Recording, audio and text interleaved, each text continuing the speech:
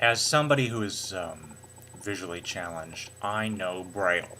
I have known it since I was in elementary school, had lessons through middle school, and then I went back to lessons when I lost my vision permanently for 2 months during high school.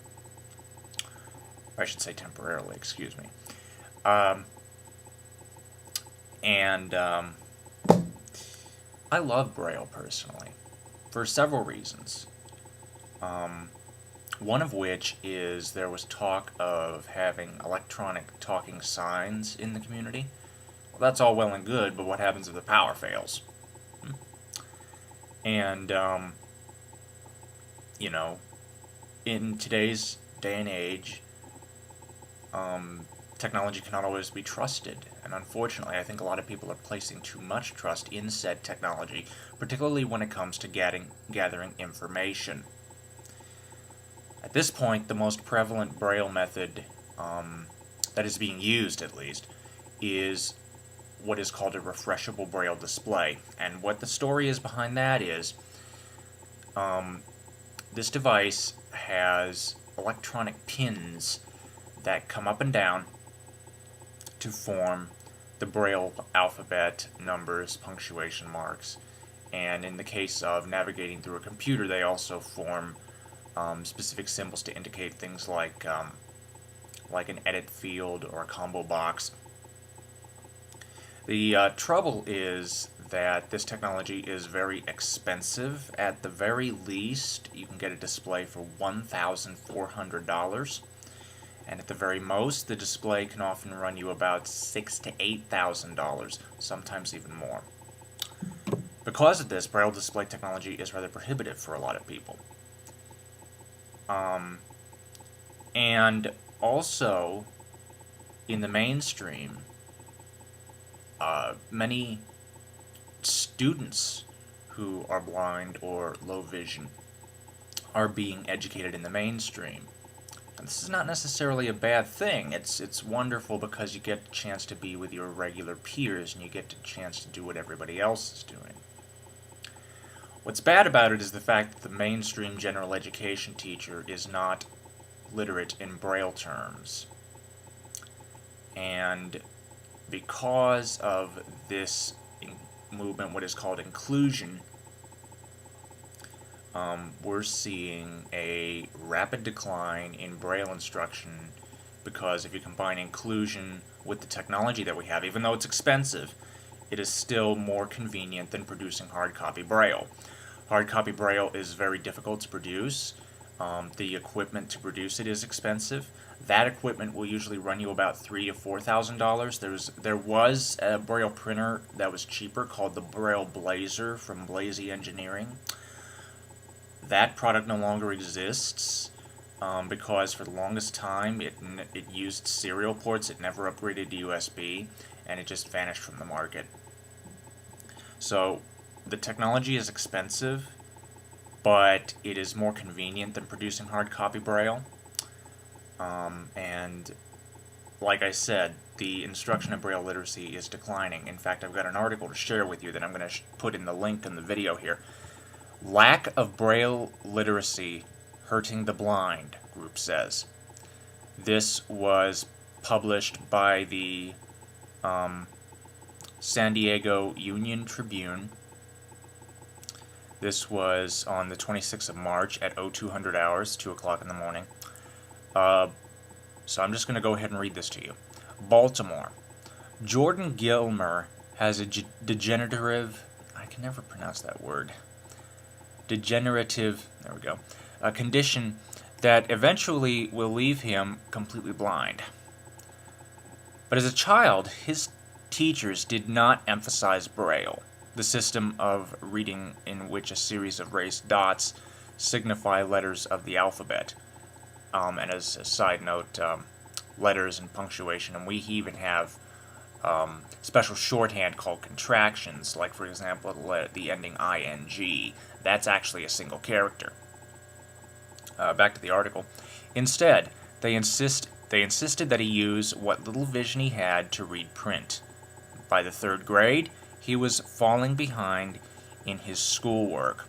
Quote, They gave him Braille instruction, but they didn't tell us how to get Braille books, and they didn't want him using it during the day," said Jordan's mother, Carrie Gilmer. Teachers said Braille would be, quote, "a thing he uses way off in the far distant future, and don't worry about it," end quote. That experience is common.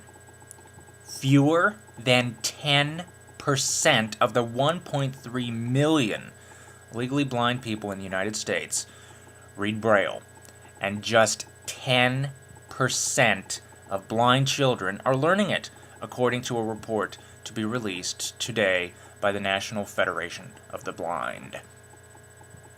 By comparison, at the height of its use in the 1950s, more than half of the nation's blind children were learning Braille. Today, Braille is considered by many to be too difficult, too outdated, and a last resort. Instead, teachers ask students to rely on audio texts, voice recognition software, or other technology. And teachers who know Braille often must shuttle between schools, resulting in haphazard instruction, the report says. Quote, "You can find good teachers of the blind in America, but you can't find good programs," said Mark Maurer, the group's president. Quote, "There is not a commitment to this population that is at all significant and almost anywhere. Using technology as a substitute for Braille leaves behind people.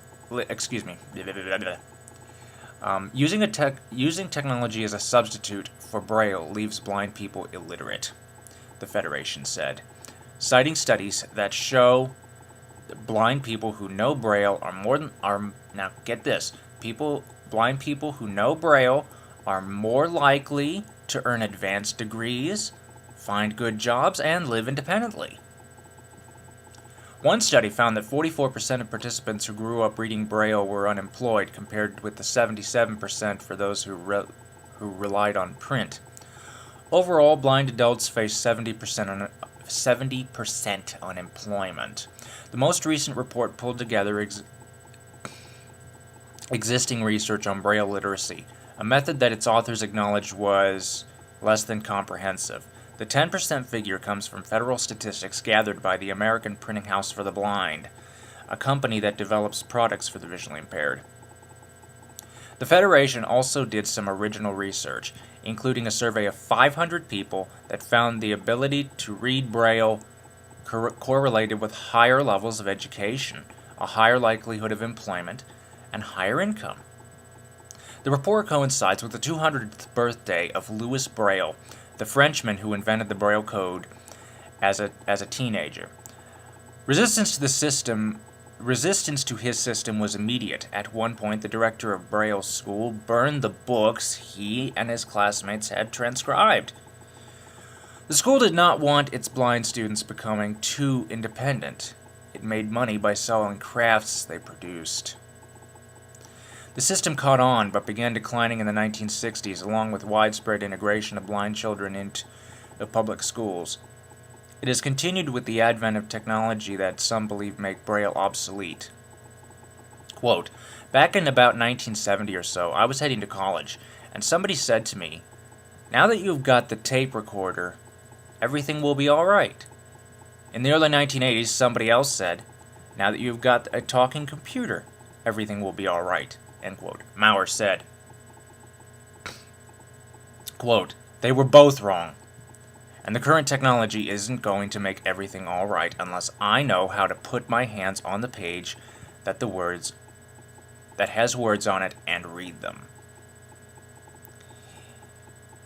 And that's the end of the article.